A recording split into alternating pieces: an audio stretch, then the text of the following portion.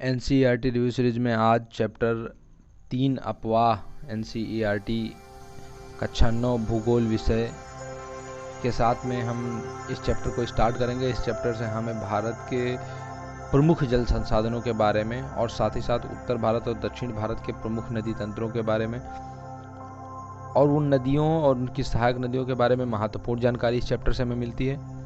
तो अपवाह के साथ हम इस चैप्टर को स्टार्ट कर रहे हैं। अपवाह शब्द एक क्षेत्र के नदी तंत्र की व्याख्या करता है। भारत के भौतिक मानचित्र को अगर हम देखें तो हम पाएंगे कि विभिन्न दिशाओं से छोटी छोटी धाराएं आकर एक साथ मिल जाती हैं तथा एक मुख्य नदी का निर्माण करती हैं। अंततः इनका निकास किसी बड़े जलाशय जैसे झील या समुद्र या महासागर में होता है। एक नदी तंत्र द्वारा जिस क्षेत्र का जल प्रवाहित होता है उसे अपवाह द्रोणी कहते हैं। विश्व की जो सबसे बड़ी अपवाह द्रोणी है वो है अमेजन द्रोणी। जो अमेजन नदी द्रोणी है वो दुनिया का सबसे बड़ा जो अपवाह तंत्र है, अमेजन, जो दक्षिण अमेरिका में है। अपवाह अगर भारत में हम बात करें तो दो भागों में बांट सकते हैं। एक है हिमालय की नदियां, दूसरा है प्रायद्वीपीय नदियां। सबसे पहले हिमालय की नदियों के बारे में देखेंगे तो कुछ विशेषताएं हिमालय की नदियों के बारे में पहले जान लेते हैं। हिमालय की अधिकतर नदियां जो है वो 12मासी हैं, अर्थात 12 महीने उनकी नदियों में जल बना रहता है। इनमें वर्ष भर पानी रहता है क्योंकि इन्हें वर्षा के अतिरिक्त तो ऊंचे पर्वतों से पिघलने वाले हिम द्वारा भी जल प्राप्त होता है। हिमालय की दो प्रमुख नदियां सिंधु तथा ब्रह्मपुत्र इस पर्वतीय श्रृंखला के उत्तरी भाग से निकलती। तो यह हो गई बात। अब यदि अगर हम देखें तो हिमालय की नदियों में अगर हम बात कर रहे हैं, यहाँ से अगर हम देखते हैं तो किसी नदी तथा उसकी सहायक नदियों को मिलाकर के जो तंत्र बनता है उसे हम नदी तंत्र कहते हैं। सबसे पहले बात करेंगे सिंधु नदी तंत्र के बारे में। सिंधु नदी का जो उद्गम है वो मानसरोवर झील के निकट तिब्बत से हुआ है। पश्चिम की ओर बहती हुई यह नदी भारत में प्रवेश करती है। इस भाग में यह बहुत ही सुंदर दर्शनीय गार्ज का निर्माण करती है।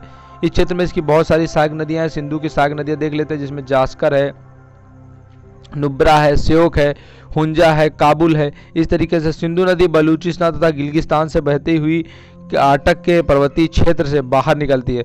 सतलुज, ब्यास, रावी, चेनाब तथा झेलम आपस में मिलकर पाकिस्तान के मिठनकोट के पास सिंधु नदी में मिल जाती हैं।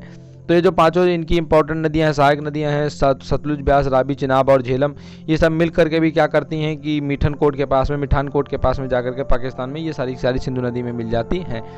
कराची से पूर्व की ओर सागर में मिल जाती है। सिंधु नदी का मैदान ढाल बहुत धीमा है। सिंधु द्रोणी का 1/3 से कुछ अधिक भाग भारत के जम्मू कश्मीर, लद्दाख, हिमाचल तथा पंजाब में तथा शेष भाग पाकिस्तान में स्थित है। 2900 किलोमीटर लंबी सिंधु नदी विश्व की सबसे लंबी नदियों में से एक है। यदि हम सिंधु जल समझौते 1960 की बात करें तो उनके अनुच्छेदों के अनुसार की जो ऊपर की नदियां हैं उनका 20% जल भारत उपयोग कर सकता है और जो नीचे की नदियां हैं उनका 80% जल भारत उपयोग कर सकता है। तो 80-20 का एक कॉम्बिनेशन बनाया गया है कि 80% जल पाकिस्तान उपयोग करेगा, 20% जल भारत उपयोग करेगा और नीचे की नदियों में 80% जल भारत उपयोग करेगा और 20% जल जो है वो पाकिस्तान उपयोग में लाएगा। अब बात करते हैं गंगा नदी तंत्र के बारे में। भागीरथी गंगोत्री हिमानी से निकलती है तथा अलकनंदा उत्तराखंड के देवप्रयाग में इससे मिलती है। हरिद्वार के पास में गंगा पर्वतीय भाग को छोड़कर के मैदानों में प्रवेश करती है।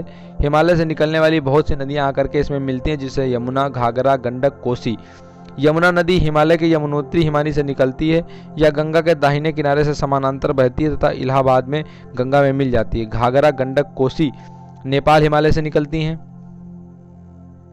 यहाँ पर नदी भारत की मुख्य नदियाँ और झीलें यदि हम यहाँ पर देख ले रहे हैं तो ये हमें पता चल जाएगा। ये है सिंधु नदी यहाँ पर और ये है यहाँ पर वुलर झील। इसके बाद में ये सारी की सारी झेलम, चिनाब, रावी, ब्यास और सतलज नदियाँ हैं। इसके बाद में यहाँ पर ये जो गोविंद सागर नाम की एक झील, कृत्रिम झील बन गई है बांध के कारण, वो फिर यहाँ पर ये है गंगा नदी जो भागीरथी और अलकनंदा से मिलकर के बनती है। साथ ही साथ ये है यमुना नदी, ये शारदा जो बाद में घाघरा में आकर के मिल जाती है और घाघरा के नाम से जानी जाती है। गंडक है, कोसी नदी है, गोविंद बल्लभ पंत सागर और ये है हमारी सोन नदी।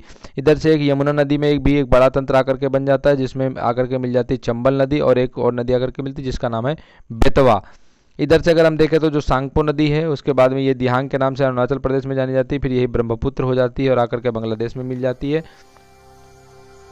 और इसके अलावा ये है हमारी गंगा नदी जो यहाँ पर आती है। ये है इसकी ट्रिब्यूटरी जो बंगाल में बहते हुए हुगली के नाम से जानी, डिस्ट्रीब्यूटरी है जो इसके हुगली के नाम से जानी जाती है। और इसके बाद में ये दूसरी जो इसकी मुख्य धारा है वो बांग्लादेश में प्रवेश कर जाती है। दक्षिण की कुछ नदियां भी, इनके बारे में इन डिटेल हम देखेंगे। अब यहाँ पर हम सबसे पहले पढ़ लेते हैं। प्रायद्वीपीय उच्चभूमि से आने वाली मुख्य सहायक नदियों की अगर हम बात करें तो उसमें से चंबल है, बेतवा है, सोन है, टोंस है, ये सारी की सारी नदियां हैं। इसके बाद में यदि हम बात करें तो यहाँ की नदियां दो भागों में बढ़ जाती हैं। भागीरथी, हुगली, जो गंगा के बारे में मैंने बताया, इसकी एक वितरिका है, दक्षिण की तरफ बहती है, डेल्टा के मैदान से होते हुए बंगाल की खाड़ी में जाकर के मिल जाती है। यदि हम बात करें आगे तो मुख्य धारा दक्षिण की ओर बहती हुई बांग्लादेश में प्रवेश कर जाती है एवं ब्रह्मपुत्र नदी इसमें आकर के मिल जाती है। अंतिम चरण में गंगा और ब्रह्मपुत्र समुद्र में विलीन होने से पहले मेघना के नाम से जानी जाती हैं। इन नदियों द्वारा बनाए गए डेल्टा को सुंदरवन डेल्टा के नाम से जाना जाता है। सुंदरवन डेल्टा इसे इसलिए कहा जाता है क्योंकि यहाँ पर जो सुंदरी नाम का पादप है ये बहुत मात्रा में पाया जाता है। सुंदरवन डेल्टा विश्व का सबसे बड़ा एवं तेजी से वृद्धि करने वाला डेल्टा है। यहाँ पर रॉयल बंगाल टाइगर भी पाया जाता है। गंगा नदी की लंबाई 2500 किलोमीटर से भी अधिक है। अंबाला नगर सिंधु तथा गंगा नदी तंत्रों के बीच में जल विभाजक का कार्य करता है। अब बात करते हैं ब्रह्मपुत्र नदी तंत्र के बारे में। तो ब्रह्मपुत्र नदी तिब्बत के मानसरोवर झील से पूर्व तथा सिंधु एवं सतलुज के स्रोतों के काफी नजदीक से निकलती है। इसकी लंबाई सिंधु से कुछ अधिक है, परंतु इसका अधिकतर मार्ग भारत से बाहर है।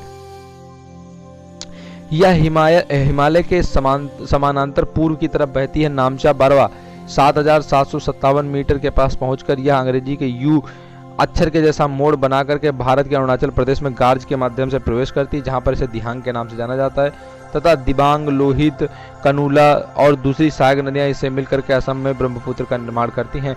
ब्रह्मपुत्र नदी को तिब्बत में सांगपो और बांग्लादेश में जमुना के नाम से जाना जाता है। असम में ब्रह्मपुत्र की अनेक धाराओं में बहकर एक गुम्फित नदी के रूप में बहती है तथा बहुत से नदीय द्वीपों का निर्माण करती है। ब्रह्मपुत्र नदी पर एक बड़ा सा नदी द्वीप बना है जिसका नाम है माजुली। ब्रह्मपुत्र नदी में सिल्ट निक्षेपण की मात्रा बहुत अधिक होती है। इसके कारण यह नदी अपनी सतह पर बढ़ जाती है और बार बार अपना मार्ग बदलती रहती है। प्रायद्वीपीय नदियों में यदि हम बात करें तो प्रायद्वीपीय भाग की अधिकतर मुख्य नदियों में अगर हम बात करें तो महानदी, गोदावरी, कृष्णा तथा कावेरी पूर्व की ओर बहती हैं तथा बंगाल की खाड़ी में गिरती हैं। ये नदियां अपने मुहाने पर डेल्टा का निर्माण करती हैं। पश्चिम घाट से पश्चिम की तरफ बहने वाली अनेक छोटी धाराएं हैं। नर्मदा एवं तापी दो ही बड़ी नदियां हैं जो कि पश्चिम की तरफ बहती हैं और ज्वार नदमुख का अर्थात एस्चुरी का निर्माण करती हैं। प्रायद्वीपीय नदियों की अपवाह द्रोणियां आकार में क्या होती हैं? छोटी होती हैं। सबसे पहले बात करते हैं नर्मदा द्रोणी के बारे में। तो नर्मदा का उद्गम जो है वो मध्य प्रदेश के अमरकंटक पहाड़ी से या पश्चिम की ओर एक भ्रंश घाटी में बहती है। दूसरा इंपॉर्टेंट फैक्ट है, समुद्र तल पर पहुंचने के क्रम में यह नदी बहुत दर्शनीय स्थलों का निर्माण करती है। जबलपुर के निकट संगमरमर के सैलों में यह नदी गहरे गार्ज से बहती है। जहां पर तीव्र नदी ढाल से गिरती है वहां पर धुआंधार प्रपात का निर्माण करती है। तो यह हो गई बात नर्मदा नदी द्रोणी के बारे में। अब बात करते हैं तापी नदी द्रोणी के बारे में। तापी नदी का उद्गम भी मध्य प्रदेश से हुआ है, लेकिन उसका अमरकंटक से इसका बैतूल जिले में सतपुड़ा की श्रृंखलाओं से तापी नदी निकलती है। यह नर्मदा के समानांतर एक भ्रंश घाटी में बहती है, लेकिन इसकी लंबाई बहुत कम है। इसकी द्रोणी मध्य प्रदेश, गुजरात तथा महाराष्ट्र राज्य में है। यह अरब सागर तथा पश्चिमी घाट के बीच का तटीय मैदान बहुत अधिक संकीर्ण है, इसलिए तटीय नदियों की लंबाई बहुत कम है। पश्चिम की ओर बहने वाली मुख्य नदियां अगर और हम बात करें तो साबरमती है, माही है, भरतपुजा है और पेरियार है। गोदावरी द्रोणी, गोदावरी सबसे बड़ी प्रायद्वीपीय नदी है। यह महाराष्ट्र के नासिक जिले में पश्चिम घाट के ढालों से निकलती है। इसकी लंबाई लगभग 1500 किलोमीटर है। यह बहकर पश्चिम बंगाल की खाड़ी में गिरती है। प्रायद्वीपीय नदियों में इसका अपवाह तंत्र सबसे बड़ा है। इसकी नदी द्रोणी महाराष्ट्र नदी द्रोणी का लगभग 50% गोदावरी का मध्य प्रदेश, ओडिशा तथा आंध्र प्रदेश में है। गोदावरी की अनेक सहायक नदियां हैं जैसे कि पूर्णा है, वर्धा है, मंजीरा है, प्राणहिता है, इंद्रावती है, वेनगंगा, पेनगंगा है। इनमें से जो अंतिम तीनों सहायक नदियां हैं जिसमें से मंजीरा, वेनगंगा और पेनगंगा, ये तीनों नदियां बहुत बड़ी हैं। बड़े आकार और विस्तार के कारण इसे दक्षिण गंगा के नाम से भी जाना जाता है गोदावरी को। महानदी द्रोणी की बात करते हैं। महानदी का उद्गम जो होता है वो छत्तीसगढ़ की उच्च भूमि से होता है तथा यह ओडिशा से बहते हुए पश्चिम बंगाल की खाड़ी में जाकर के मिल जाती है। इस नदी की लंबाई 860 किलोमीटर है। इसकी अपवाह द्रोणी में महाराष्ट्र, छत्तीसगढ़, झारखंड और उड़ीसा है। कृष्णा द्रोणी की बात करें हम तो महाराष्ट्र के पश्चिम घाट में महाबलेश्वर के निकट एक स्रोत से निकलकर कृष्णा 1400 किलोमीटर बहकर बंगाल की खाड़ी में गिरती है। तुंगभद्रा, कोयना, घाट प्रभा, माल प्रभा, मूसी, भीमा ये इसकी सहायक नदियां हैं। इसकी द्रोणी महाराष्ट्र, कर्नाटक और आंध्र प्रदेश में फैली है। कावेरी नदी की बात करें तो कावेरी नदी पश्चिमी घाट के ब्रह्मगिरी की श्रृंखला से निकलती है। तमिलनाडु के जो कुडलूर के दक्षिण में बंगाल की खाड़ी में जाकर के मिल जाती है। इसकी लंबाई 760 किलोमीटर है। इसकी प्रमुख सहायक नदियों में हम बात करें तो अमरावती, कबिनी, भवानी, हेमवती, अर्कावती ये इत्यादि नदियां हैं। इसकी द्रोणी जो है वो तमिलनाडु, केरल तथा कर्नाटक में विस्तृत है। भारत का दूसरा जो सबसे बड़ा जलप्रपात है वो कावेरी नदी बनाती है, इसे शिव समुद्रम के नाम से जाना जाता है। प्रपात द्वारा उत्पादित विद्युत मैसूर, बेंगलोर तथा कोलार सोन क्षेत्र को प्रदान की जाती है। इन बड़ी नदियों के अतिरिक्त कुछ छोटी नदियां हैं जो पूर्व की तरफ बहती हैं, जैसे दामोदर है, ब्राह्मणी है, वैतरणी है, सुवर्ण रेखा नदी है। ये कुछ ऐसी नदियां हैं जो और बहती हैं। अब यदि हम इसके बाद में देखें तो पृथ्वी की सतह से गर्त वाले भागों में जहाँ जल जमा हो जाता है उसे हम झील कहते हैं। बड़े आकार वाली झीलों को समुद्र कहा जाता है, जैसे कैस्पियन सागर, मृत सागर तथा अरल सागर। एक विसर्प नदी बाढ़ वाले क्षेत्रों को काटकर गौखुर झील का निर्माण करती है। इस पर तथा बार रोधिका तटीय क्षेत्रों में लैगून झीलों का निर्माण करते हैं। चिल्का झील, पुलिकट झील तथा कोलेरू झील जो है वो लैगून झीलों के उदाहरण हैं। राजस्थान की सांबर झील जो एक लवण वाली झील है, इसके जल का उपयोग किसके नमक के निर्माण के लिए किया जाता है। जम्मू तथा कश्मीर की वुलर झील भूगर्भीय क्रियाओं से बनी है। यह भारत की सबसे बड़ी मीठे पानी की झील है, प्राकृतिक झील है। डल झील, भीमताल, नैनीताल, लोकताल, बड़पानी और ये सारी की कुछ और अन्य महत्वपूर्ण मीठे पानी की झीलें जो हैं वो हैं। अब अगर हम देखें इसके ऑब्जेक्टिव क्वेश्चंस को देख लेते हैं। वुलर झील निम्नलिखित में किस राज्य में स्थित है, तो वुलर झील स्थित है जम्मू और कश्मीर में। इसके बाद में यदि हम देखें तो नर्मदा नदी का उद्गम स्थल कहाँ पर है, तो नर्मदा नदी मध्य प्रदेश के अमरकंटक से निकलती है। कौन सी लवड़ी झील है, तो सांबर झील जो है वो क्या है, एक लवड़ी झील है, उससे नमक का निर्माण होता है राजस्थान में। प्रायद्वीपीय भारत की सबसे बड़ी नदी जिसे दक्षिण की गंगा कहा जाता है, कौन सी है, गोदावरी नदी। निम्नलिखित में कौन सी नदी भ्रंश घाटी से होकर के बहती है, तो नर्मदा और तापी दोनों नदियां भ्रंश घाटियों से होकर के बहती हैं। तो यह था क्लास 9 की एनसीईआरटी का चैप्टर 3 अपवाह। इसे देख करके आप अच्छे से तैयार कर लीजिए और थोड़ी देर में हम इससे जुड़े हुए प्रश्नों को हल करेंगे। Thank you so much.